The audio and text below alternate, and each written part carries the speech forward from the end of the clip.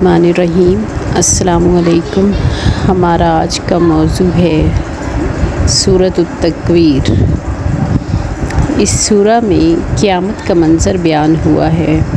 اس روز سورج لپیٹ دیا جائے گا۔ عمامہ باندھنے کے لیے تکویر کا لفظ استعمال ہوتا ہے، اور یہاں بھی یہ لفظ اس سورہ میں بھی استعمال کیا گیا ہے۔ تو مراد یہ ہے کہ جس طرح پھیلا ہوا عمامہ لپیٹا جاتا ہے، اسی طرح پہلے مرحلے میں سورج کی ہر سو پھیلی ہوئی روشنی لپیٹ دی جائے گی۔ سورج بے نور ہو جائے گا، تارے بکھر جائیں گے، جب پہاڑ روئی کے گالوں کی طرح اڑ رہے ہوں گے۔ اس دن کی ہولناکی کا تصور کریں کہ کس طرح پہاڑ جیسی وزنی چیز ہلکی ہو کر ہوا میں تیرتی پھرے گی اور اپنی جگہ چھوڑ کر چل پڑیں گے۔ اور 10 ماہ کی حاملہ اونٹنی کی مثال دی، کیونکہ وہ اہل عرب کے لیے بہت قیمتی ہوتی تھی اور عمدہ سواری کے طور پر اونٹ کا استعمال کیا جاتا تھا۔ تو ایسی افتاد اس وقت آ پڑے گی کہ لوگ اپنی عزیز ترین اور قیمتی چیزوں کو چھوڑ دیں گے۔ جنگلی جانور سمیٹ کر اکٹھے کر دیے جائیں گے۔ جب کوئی مصیبت آتی ہے تو یہ اکٹھے ہو جاتے ہیں، اور اس دن اللہ کے حکم سے سب کے سب اکٹھے ہو جائیں گے اور سمندر بھڑکا دیے جائیں گے۔ پہلے زلزلہ ہوگا تو زمین کا لاوا ابل پڑے گا، اور سمندر بھی زلزلے سے اپنی جگہ بدل لیں گے، اور اس لاوے کے اگلنے سے سمندر میں بھی آگ لگ جائے گی۔ پانی جن آکسائڈ کا مرکب ہے، ان میں سے ایک بھڑکانے والی اور دوسری بھڑکنے والی ہے، مگر اللہ کی قدرت ہے کہ وہ کس طرح پانی کی بجائے سمندر میں آگ جمع کر دے۔ آگے قیامت کے دوسرے مرحلے کا ذکر ہے کہ جب جانیں جسموں سے جوڑ دی جائیں گی اور انسان اس طرح زندہ ہوں گے جیسے وہ دنیا میں موت سے پہلے زندہ تھے۔ پھر وہ سب اپنے رب کے حضور کھڑے ہوں گے، ان کے نامہ اعمال کھولے جائیں گے اور ہر عمل سامنے آئے گا۔ آسمان کا پردہ بھی ہٹا دیا جائے گا، جہنم کو بھی زیادہ دہکا دیا جائے گا، اور جنت کو بھی قریب لے آیا جائے گا۔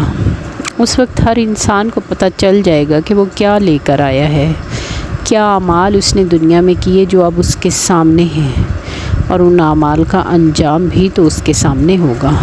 اب وہ اچھی طرح جان چکا ہوگا کہ اس کا سرمایہ کیا ہے، اس نے نیکیاں جمع کی ہیں یا برائیاں۔ اس روز زندہ گاڑی ہوئی لڑکی سے پوچھا جائے گا کہ وہ کس جرم میں گاڑی گئی۔ اس روز اس کے والدین کو دیکھا بھی نہ جائے گا، اتنی نفرت ہوگی ان پر، اور یہ سوال اس لڑکی سے کیا جائے گا تاکہ اس کے والدین پر حجت تمام ہو جائے کہ وہ کس جرم میں گاڑی گئی تھی۔ یعنی دنیا میں تم کیا سمجھتے ہو کہ وہ بے گناہ مار دی گئی تو اس کی داد رسی نہیں ہوگی؟ دنیا میں نہیں پوچھا گیا تو کہیں نہ کہیں ضرور اس کے لیے بھی انصاف ہوگا۔ اس بات سے ہی قیامت کا جواز دیکھ لیں۔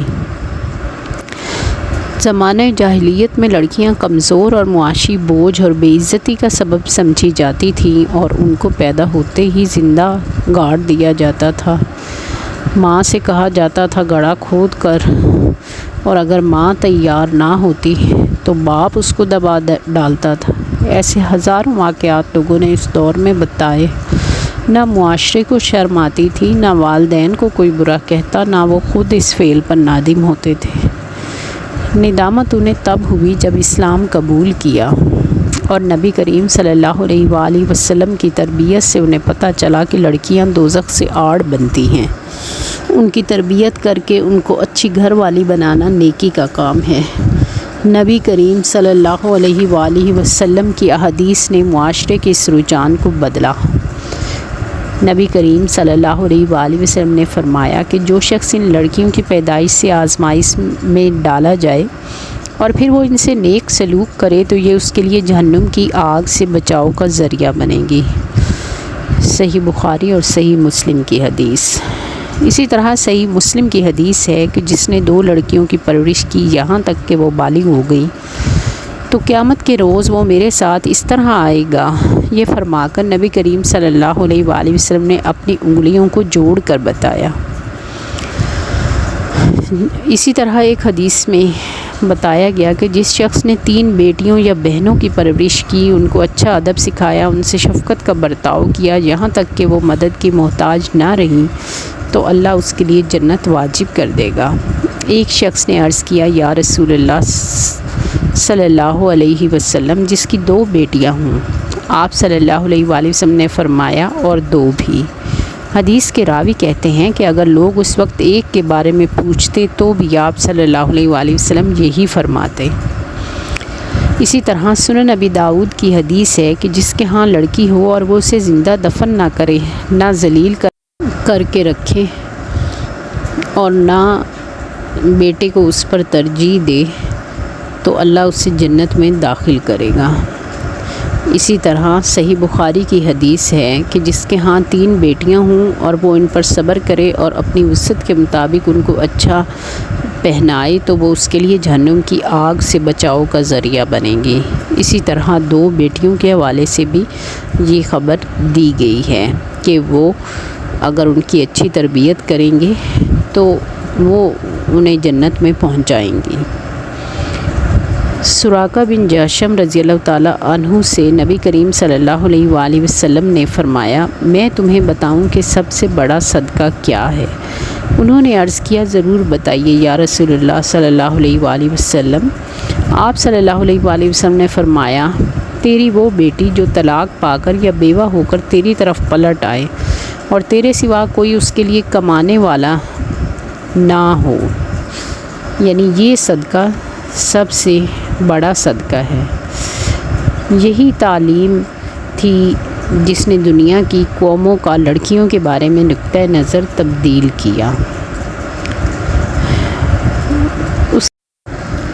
اللہ تعالیٰ نے قسم کھائی ہے پلٹنے اور چھپ جانے والے کی، یعنی تارے اور رات کی جب کہ وہ رخصت ہو رہی ہو، اور صبح کی جب کہ وہ سانس لے رہی ہو، یعنی نبی کریم صلی اللہ علیہ وآلہ وسلم نے تاریکی میں کوئی خواب نہیں دیکھا بلکہ دن کی روشنی میں دیکھا۔ حضرت جبریل علیہ السلام کو ان کی اصل صورت میں کہ ان کے 600 پر تھے اور وہ زمین آسمان پر چھائے ہوئے تھے، اور وہ ایک پیغامبر ہے جس کے ذمے اللہ کا پیغام رسولوں کو پہنچانا ہے۔ وہ بڑی توانائی رکھتا ہے۔ اب ان کی توانائیاں کیا ہیں یہ تو عرش والا ہی جانتا ہے، اور وہ عرش والے کے ہاں بلند مرتبہ رکھتا ہے،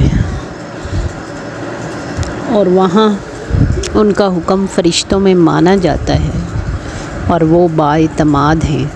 تبھی وہی جیسا اہم فریضہ ان کے سپرد کیا گیا، وہ آپ صلی اللہ علیہ وآلہ وسلم کے پاس آتے ہیں، اور آپ صلی اللہ علیہ وآلہ وسلم نے انہیں دیکھا ہے۔ پھر اہل مکہ سے فرمایا کہ تمہارا رفیق مجنون نہیں ہے۔ رفیق فرمایا کیونکہ آپ صلی اللہ علیہ وآلہ وسلم ان کے درمیان ایک عمر گزار چکے تھے۔ 40 سال سے وہ آپ صلی اللہ علیہ وآلہ وسلم کی زندگی کو دیکھ چکے تھے، پسند کرتے تھے، ان کو صادق اور امین کہتے تھے، تو پھر اس بات کا یقین کیوں نہیں کرتے کہ حضرت جبریل علیہ السلام ان تک اللہ کا پیغام پہنچاتے ہیں؟ پھر کیوں انہیں مجنون کہنے لگے؟ پھر یہ آسمانی علم جو ان تک پہنچا ہے، وہ اس علم کو باقی لوگوں تک پہنچانے کے معاملے میں بخل سے کام نہیں لیتے، وہ یہ علم تمام لوگوں کے سامنے رکھتے ہیں، اور یہ اقوال اللہ کے سوا کسی اور کے نہیں ہو سکتے۔ تو پھر بتایا جا رہا ہے کہ کیا ہو گیا ہے، تم لوگ کدھر چلے جا رہے ہو؟ گمراہی کی طرف، جبکہ حق واضح ہے۔ اور اگر یہ لوگ نہیں مانتے تو اس سے حق کی حقانیت پر کوئی فرق نہیں پڑتا۔ فرق پڑتا ہے تو ان لوگوں پر جو نہیں مانیں گے کہ وہ گمراہی کا شکار ہو جائیں گے۔ یہ تو ایک نصیحت ہے تمام جہان والوں کے لیے کہ جو چاہے اسے قبول کرے اسی کا فائدہ ہے جو اسے قبول کرے، اور جو نہیں کرے تو نقصان اسی کا ہے۔ مزید یہ فرمایا گیا کہ بے شک اللہ ہی قدرت رکھنے والا ہے، ہر چیز پر قادر اللہ تعالیٰ ہی کی ذات ہے۔ اے اللہ ہمیں بھی ہدایت کے راستے پر چنے ہوئے لوگوں میں شامل فرما، درست راستے پر چلنے کی توفیق عطا فرما، اور اپنے ان بندوں میں شامل فرما جن کو ہدایت کے راستے پر چلنے کے لیے تو نے منتخب کر لیا۔ آمین ثم آمین۔